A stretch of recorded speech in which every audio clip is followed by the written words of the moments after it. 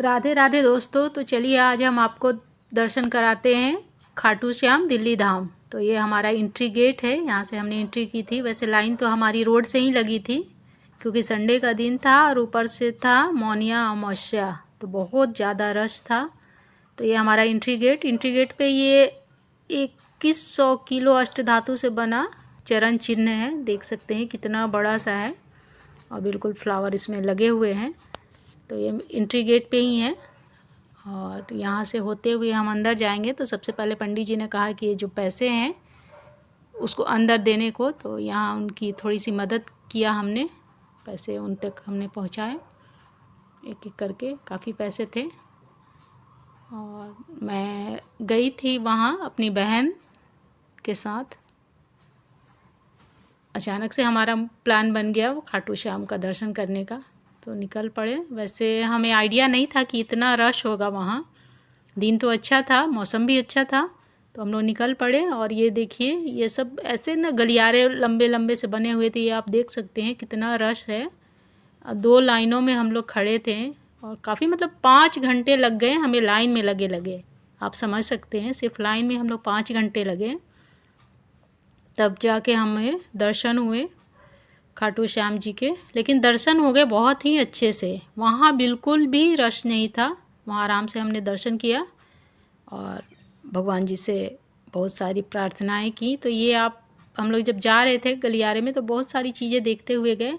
तो ये आप देख सकते हैं यहाँ मन्नत के धागे, जैसे नारियल में ना मौली लपेट के आप मन्नत मांग के और यहाँ रख सकते हैं, बांध सकते हैं। तो ये पूरा जितना नारियल आपको दिख रहा है ना, ये मौली लपेट के यहाँ झंडे भी रखे हुए हैं।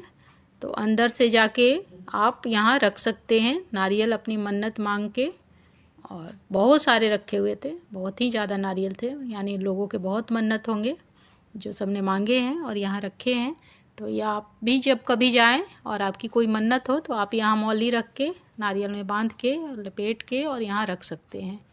तो यहाँ से होते हुए फिर हम अंदर की तरफ गए धीरे धीरे, क्योंकि सारे लोग धीरे धीरे ही लाइन बढ़ रही थी आगे।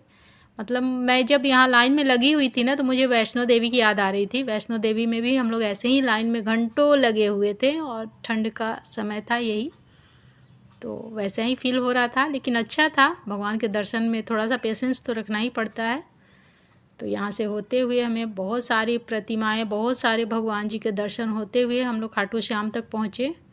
तो यहाँ देखिए यहाँ छोटे छोटे से भगवान जी यहाँ भी रखे हुए हैं। और यहाँ एक बड़ी बात मैंने क्या देखी, बहुत सारी घंटियाँ लगी हुई थी, कुछ बड़े कुछ छोटे। बड़ी बड़ी घंटियाँ बहुत थी और छोटी छोटी भी बहुत सारी थी। यहाँ आप बाद में आप देखेंगे बहुत सारी छोटी छोटी घंटियाँ लगी हुई और लोग अपना भजन गाते डांस करते बाबा के भक्ति में बढ़े चले जा रहे थे और बहुत ही अच्छा लग रहा था। ये देखिए इतनी सारी घंटियाँ यहाँ लगी हुई हैं और ये सारी प्रतिमाएं हैं भगवान जी की, माता की, सबकी हैं। और यहाँ ये हाथी से बने हुए हैं बहुत सारे, जो देखने में बहुत खूबसूरत लग रहे थे। यहाँ से होते हुए हम लोग को एक साइड बैक साइड से भी होके गए, मतलब एक एक गोलंबर के हम लोग पूरा चक्कर लगाते लगाते आगे बढ़ रहे थे। फिर यहाँ राधा कृष्ण की ये प्रतिमाएं हैं। यहाँ 108 लिखा हुआ है, पता नहीं इसका क्या मतलब है, लेकिन 108 फ्लावर से लिखा हुआ है। ये राधा कृष्ण की प्रतिमा है। तो यहाँ से होते हुए हम लोग गुजर रहे थे, तो बहुत ही सुंदर देखने में लग रहा था और बड़ी लंबी लाइन थी। यहाँ आने के बाद वो जो मोर पंखी के जो ये होते हैं जो लगाते हैं सर पे, तो उन लोगों ने हमें लगाया। हम लोग यहाँ से होते हुए बहुत सारे लोग थे, बहुत मतलब सुबह हम लोग गए थे, करीब 1 बजे लाइन में लग गए थे और हमें दर्शन हुए लगभग 6 बजे।